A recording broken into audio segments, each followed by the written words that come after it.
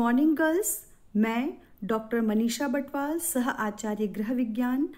आज आपको जो विषय पढ़ाने जा रही हूँ वो है वृद्धि और विकास। हमने पहले जो इसी क्रम में पढ़ा है, मानव विकास किसे कहते हैं, मानव विकास के क्षेत्र क्या हैं, मानव विकास का महत्व क्या है, आदि बातें में हम चर्चा कर चुके हैं।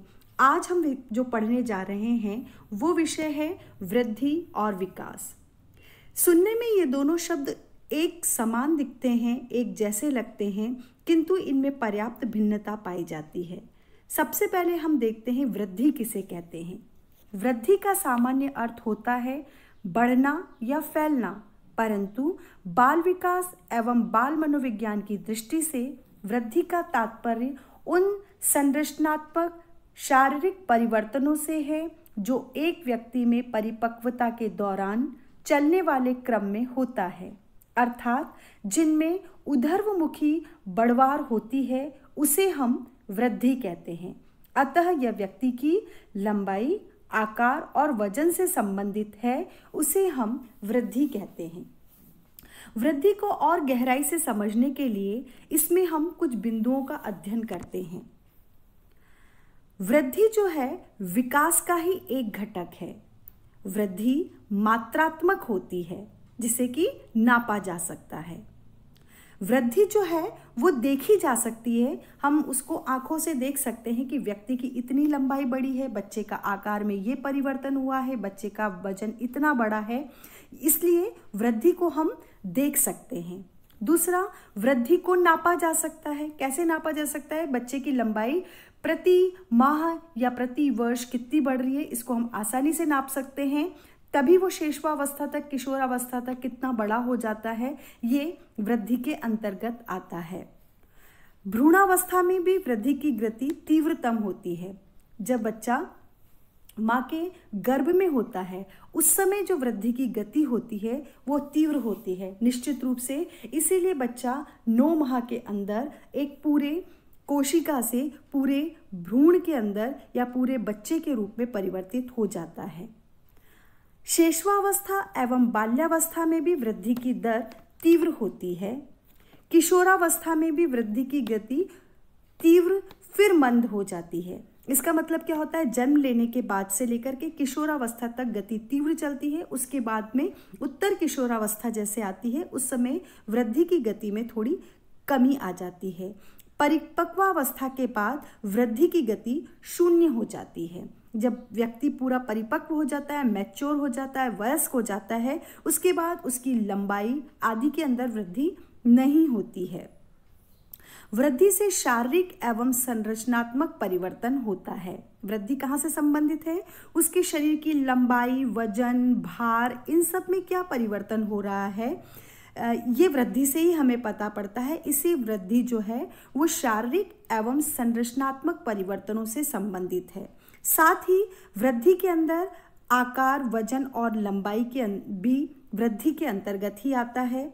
वृद्धि आंतरिक एवं बाह्य अंगों में होती है और वृद्धि में ऊर्ध्वाधर बढ़ाव होता है, मतलब आगे की तरफ जो है वो बढ़ती जाती है। तो ये कुछ बिंदु हैं जो कि वृद्धि के बारे में गहराई से हमको बताते हैं। अब दूसरी चीज है विकास।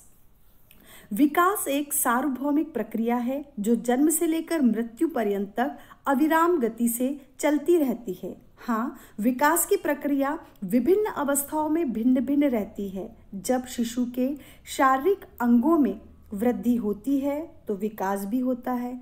विकास अमूर्त होता है, जिसे देखा नहीं जा सकता है और नहीं मापा जा सकता है, केवल अनुभव किया जा सकता है, परंतु इन्हें समझने में समय लगता है।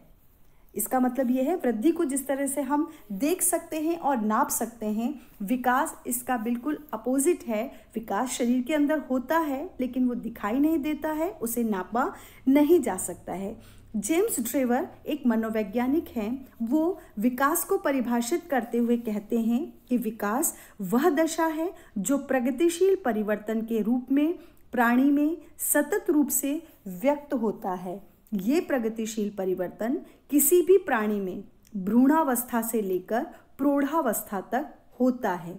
यह विकास तंत्र को सामान्य रूप से नियंत्रित करता है। यह प्रगति का मानदंड है और इसका प्रारंभ 0 से होता है। जिस तरह से वृद्धि के हमने कुछ बिंदु देखे हैं कि वृद्धि किसे कहते हैं, उसी प्रकार विकास को भी हम जानने के लिए कुछ बिंदुओं का अध्ययन करेंगे।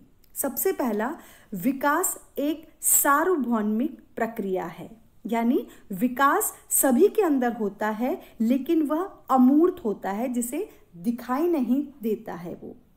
दूसरा, सतत रूप से चलने वाली प्रक्रिया जो गर्भाधान से लेकर मृत्यु पर्यंत तक चलती रहती है। मतलब जब गर्भ धारण माँ करती है और वो बच्चा जब तक उसकी बड़ा होकर, वयस्क होकर, प्रौढ़ होकर, वृद्ध होकर, जब तक उसकी मृत्यु नहीं हो जाती, तब तक विकास उसके जीवन में निरंतर चलता रहता है। क्रमिक परिवर्तनों की श्रृंखला है। मतलब ये एक क्रम से दूसरे क्रम, दूसरे से तीसरे क्रम, इस तरह से क्रमिक रूप से होता है। विकास का क्षेत्र जो है वो व्यापक है, बहुत बड़े क्षेत्र होता है विकास का। इसकी संकल्पना भी विस्तृत होती है। इसका प्रारंभिक वृद्धि से पहले होता है। इसका प्रारंभ कब होता है? जब वृद्धि स्टार्ट नहीं होती उससे पहले विकास आरंभ हो जाता है। विकास से व्यक्ति में नई योग्यताएं और क्षमताएं आती हैं। इसमें जो है गुणात्मक परिवर्तन होते हैं।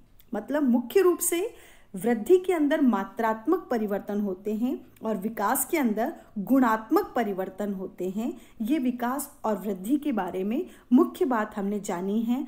कल हम जो टॉपिक पढ़ेंगे वो है विकास और वृद्धि। जब इतने समान हैं, दो हमेशा जन्म से लेकर मृत्यु तक प्रत्येक व्यक्ति में होते हैं, तो फिर इनमें अंतर क्या होता है, इसी के बारे में हम कल चर्चा करेंगे।